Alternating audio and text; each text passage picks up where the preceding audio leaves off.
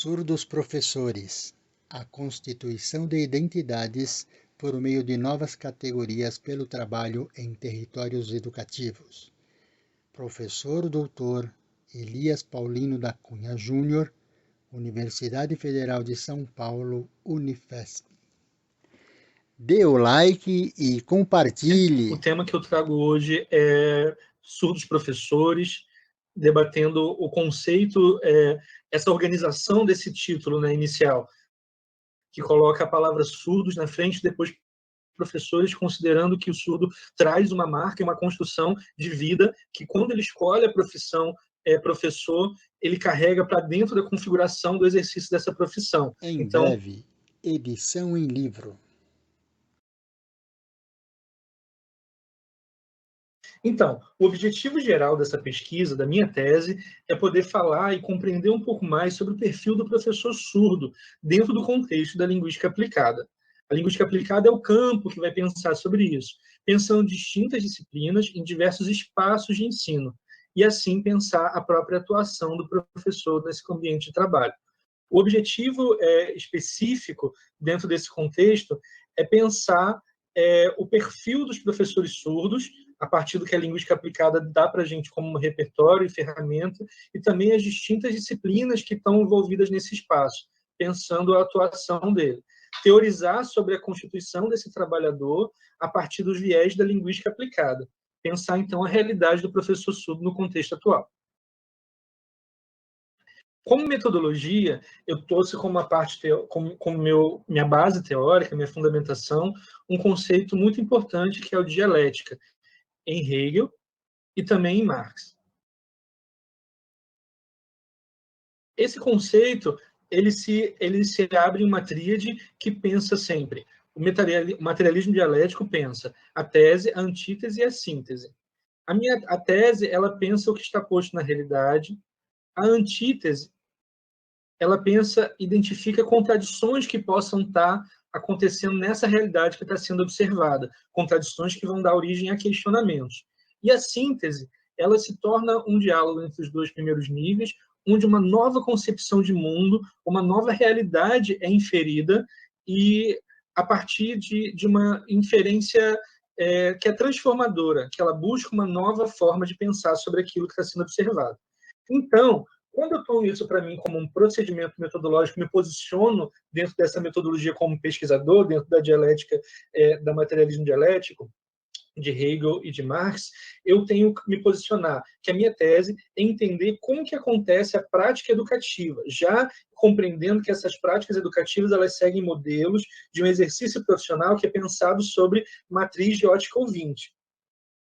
Né? E qual seria o modelo ideal a ser seguido? A minha antítese nessa perspectiva é pensar que existe uma divergência na realidade, tanto da identidade linguística como pedagógica, quando o professor surdo vai exercer essa função no mundo, que leva, então, a uma síntese.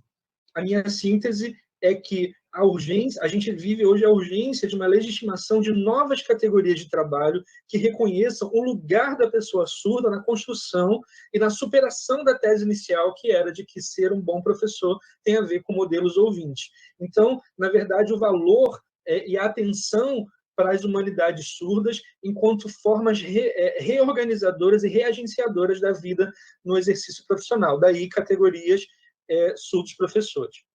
Dentro do contexto da linguística aplicada, que é o campo em que a gente vai inferir sobre essas questões, a linguística aplicada traz muitas ferramentas, principalmente dentro de uma perspectiva interdisciplinar, para pensar a sociedade e o valor da linguagem dentro desses dispositivos. A sociedade no sentido de social, educacional, política, econômica, e também os sistemas de controle, que estão, as linhas de força e sistemas de controle que estão nesses processos de mudança social. Uma mudança social que vai para um caminho, mas também precisa de inferências no geral. Daí eu consigo pensar o meu objeto de estudo como uma forma de compreender a pessoa surda dentro desses espaços de trabalho e compreender também como que a experiência dos diferentes sujeitos envolvidos estão envolvidas nesse processo, disputando esse território, gerando questões de pesquisa como a questão da identidade, o que vem a ser identidade ou identidades, também pensando a existência de identidade do professor surdo, a identidade do professor entrelaçada com a própria biografia desse sujeito surdo e o valor do indivíduo sujeito nesse trabalho. Então, na verdade, tem questões que estão colocadas aí assim, a identidade está pronta, esse modelo do que deve ser ou como deve ser está dado, né? O que significa a vida sendo essa característica bibliográfica sendo incorporada, né? Quando o sujeito traz uma história, ele vai para o exercício de uma profissão. Então, as minhas questões de pesquisa estão em volta desse universo. A tese, agora, enquanto relatório, enquanto produto final, ela apresenta uma estrutura que é a seguinte: ela tem uma introdução, depois ela tem 11 capítulos e uma conclusão. No primeiro capítulo, eu vou discutir o conceito de território. No segundo capítulo, eu vou botar a minha questão de pesquisa num debate com o conceito de fronteira. No terceiro capítulo, eu debato com o conceito de espaço. No quarto capítulo, eu debato com o conceito de lugar. No quinto capítulo, eu vou debater o conceito de mobilidade. Para, no sexto capítulo, eu discutir sobre concepções linguísticas e pedagógicas. No sétimo capítulo, eu discutir a minha pesquisa dentro do contexto das identidades. Para ir afunilando no oitavo capítulo, pensando nas identidades do professor. No nono capítulo, o professor surdo. No décimo capítulo, as categorias de identidade do professor surdo pelo trabalho educativo. E no 11º capítulo, pensar os surdos professores, enfim, como uma categoria de trabalho específica de formação da identidade. Por fim, eu faço uma conclusão que ela traz uma reflexão geral sobre a pesquisa, que eu intitulei Conclusão ou Conclamar as Ilusões. E aí eu faço a minha proposta de tese específica, que é a minha provocação, dizendo que o corpo da pessoa surda é o que produz a denúncia e o anúncio, fechando no final com uma proposta literária de uma poesia que pensa sobre isso. Então, falando um pouquinho de cada momento dessa estrutura, ele se tornou um texto longo, mas que eu não vou aqui debulhar muito ele, mas falar um pouco sobre alguns conceitos e como eu me posicionei. Eu vou focar nessa parte de como eu me posicionei sobre alguns conceitos e como que eu me propus ao longo desse percurso, dessa trajetória, e dialogando com cada um desses conceitos e falando um pouco do que esses conceitos podem trazer de visibilidade e de suporte para a teorização que eu quero propor. Né? Então, nesse caso, dentro da minha introdução, eu comecei a debater a questão do lugar de fala, são conceitos que vão atravessar todos os outros, tentando pensar como que o sujeito está ou não incluído na possibilidade de descolonizar epistemologicamente a produção de conhecimento e pensar o estar ali dentro, não ser retirado da possibilidade de participar ativamente. Também trazer o conceito de totalidade e totalização. A totalidade e a totalização, dentro de uma proposta dialética, ela pensa não só que o sujeito se enxergue como indivíduo dentro de uma totalidade, mas que ele entenda o mecanismo da totalização enquanto sujeito, o que também é um debate direto com a questão da cultura e da condição dessas pessoas ali dentro. Mas como que é esse processo? Então, nesse primeiro momento da introdução, falando de conceitos gerais que vão atravessar o debate com os outros conceitos, a gente traz primeiro o conceito de indivíduo, que pensa a pessoa como um sujeito que não está separado da sociedade, mas que é uma parte dessa engrenagem. Mas é justamente esse processo que precisa ser acompanhado de uma consciência. Essa consciência é o que leva o indivíduo a ter uma mudança da forma de se enxergar e de enxergar o mundo, então ele se posiciona como sujeito. O sujeito é uma forma de conceber a pessoa que se entende como alguém que interfere no mundo, que se incomoda com a macroestrutura, que pensa a possibilidade de transformar por meio da sua própria prática os contextos no qual está inserido. Então, essa mudança do estado de indivíduo como parte de uma engrenagem para sujeito como parte influente, construtora, passa também pelo conceito de consciência, que é outro conceito que eu trago na minha introdução. Consciência, já numa perspectiva também marxista, em que eu entendo a consciência como produto social, no sentido que a pessoa entende onde ela está dentro da existência humana e dentro das formas de articulação. Um exemplo de conceito também que vem dialogar com isso é a ideia de privilégio. O privilégio é um conceito muito importante dentro dessa pesquisa, porque ele é uma das primeiras constatações desse indivíduo que, na condição de sujeito, percebe que existe desigualdade, direito a acesso a direitos, ele percebe que existe alguma fronteira que impede ele de chegar nesses lugares. E aí, dentro desse processo de tomada de consciência, por exemplo, pensar privilégios surdos e privilégios ouvintes em detrimento das limitações colocadas para os surdos, é necessário entender que os surdos são uma minoria cultural e minoria linguística, né? Então, nesse sentido, pensar a comunidade surda e o sujeito surdo uma minoria que, dentro de um contexto maior, histórico, está sendo legitimado ou não a ter acesso a uma série de coisas. Esse conceito está ligado diretamente a uma série de outros documentos legais e ao próprio exercício da democracia, que é um outro conceito que está ali dentro.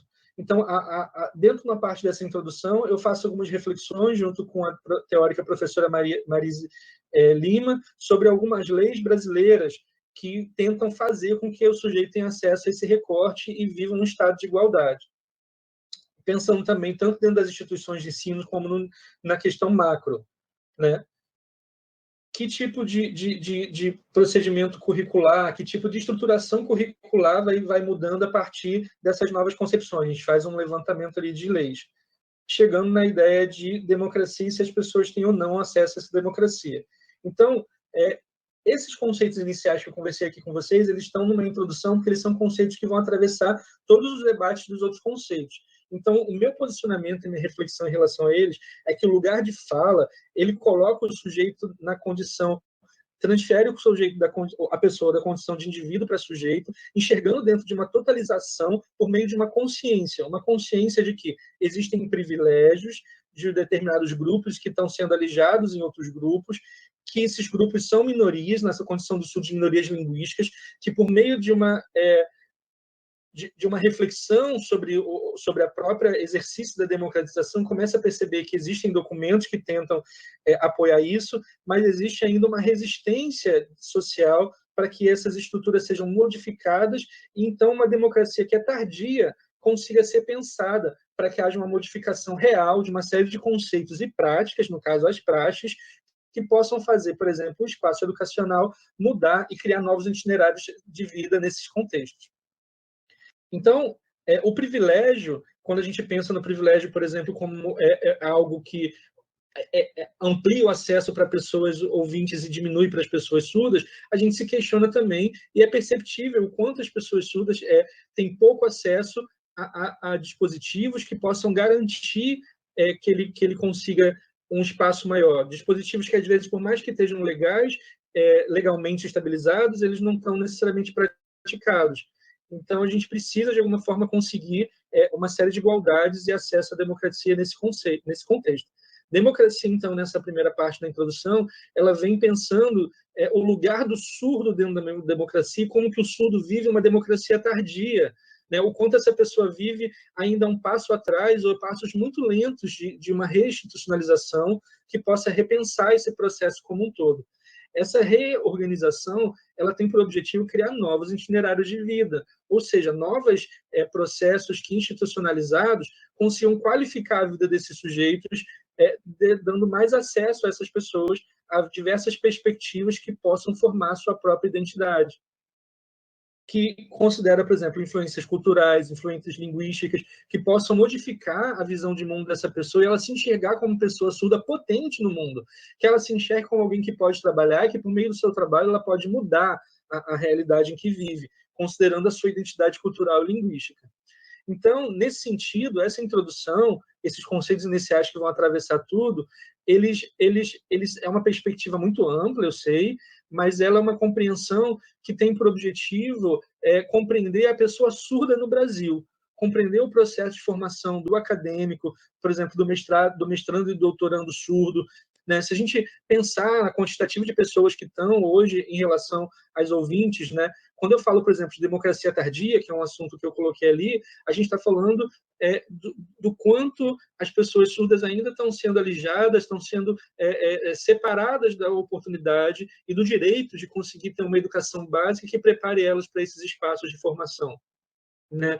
Então, no primeiro momento, eu queria dados teóricos que discutissem essa realidade e que me dessem um baseamento para poder fazer algumas reflexões, né? Então, dá para a gente comparar de alguma forma o processo de vida desses grupos e como eles vão se transformando.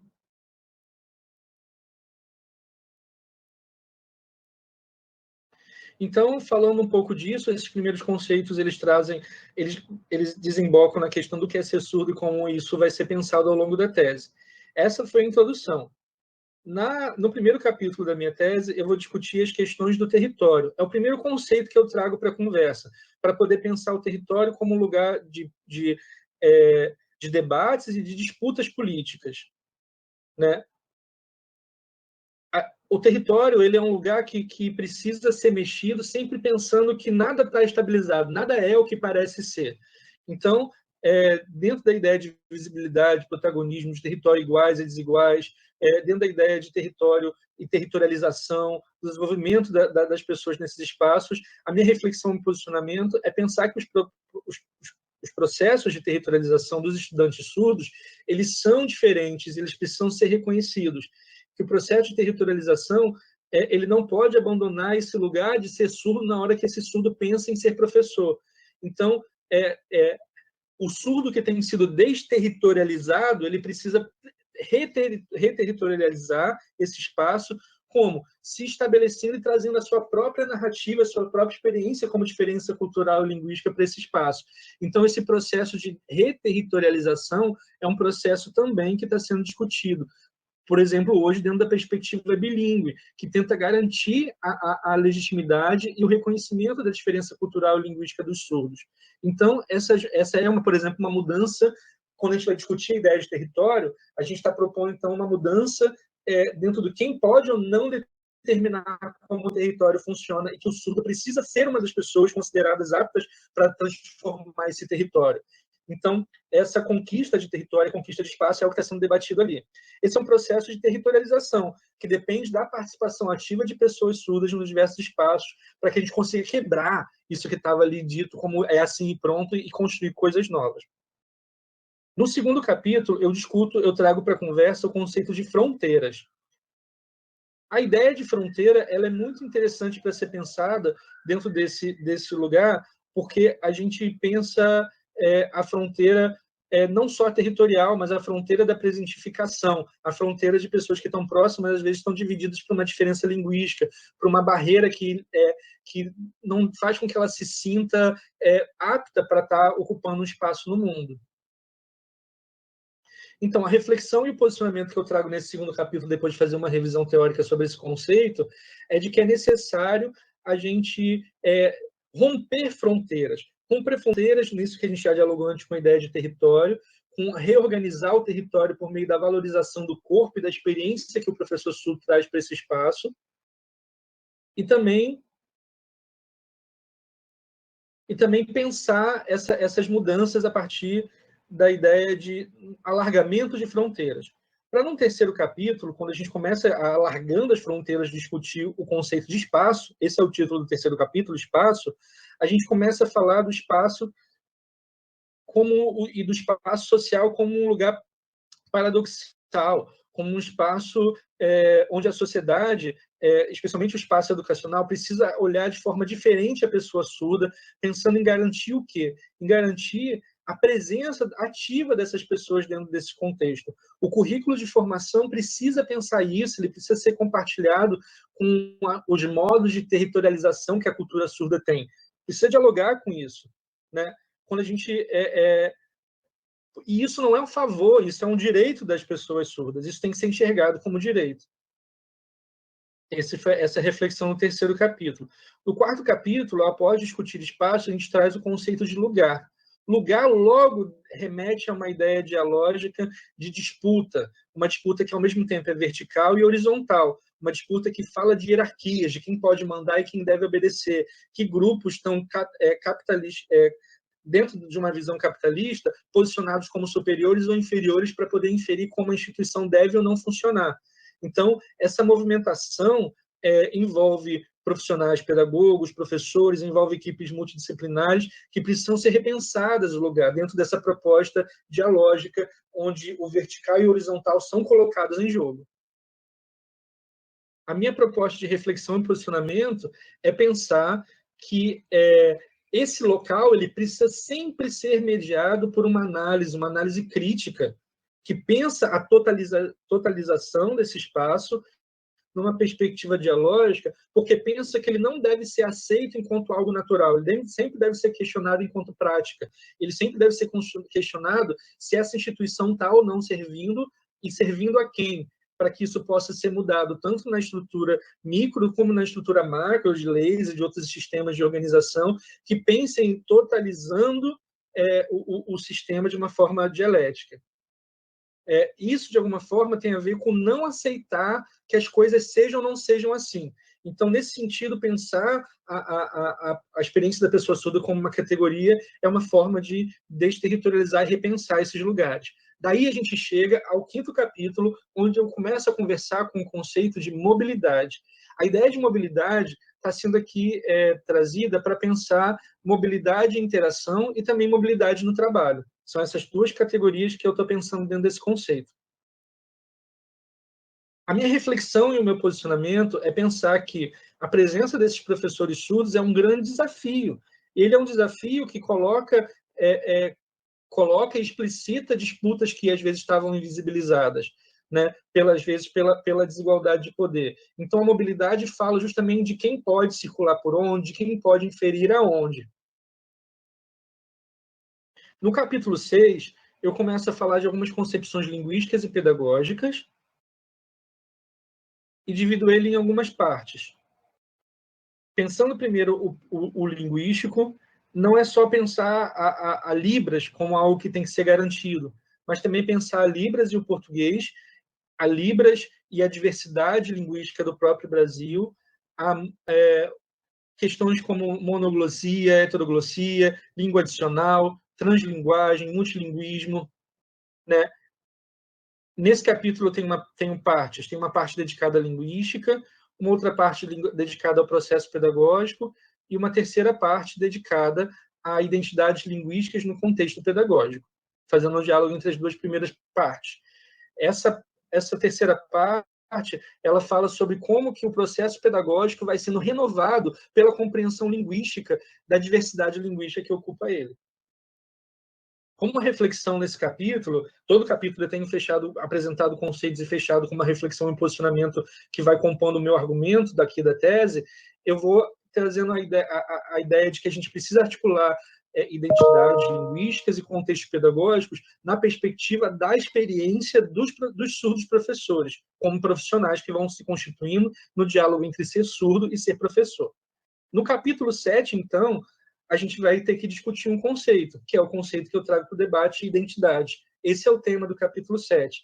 O conceito de identidades, ele faz a gente pensar, ao revisar esse conceito, a gente tem muito material. A gente tem material no período clássico, helenístico, a gente tem material no período moderno, medieval, eu vou falando isso na minha tese, apresentando atores como Descartes, Santo Agostinho, René, Locke, Spinoza, Tomás de Aquino. Depois eu trago para um período mais contemporâneo, pensando na influência econômica, através de debate com Marx, Hegel, Weber, Engels, outros teóricos que começam a dialogar a questão das estruturas sociais e como que essas estruturas têm interesses, né? Para pensar justamente como que esse professor está colocado, essa identidade do professor está colocada ali dentro.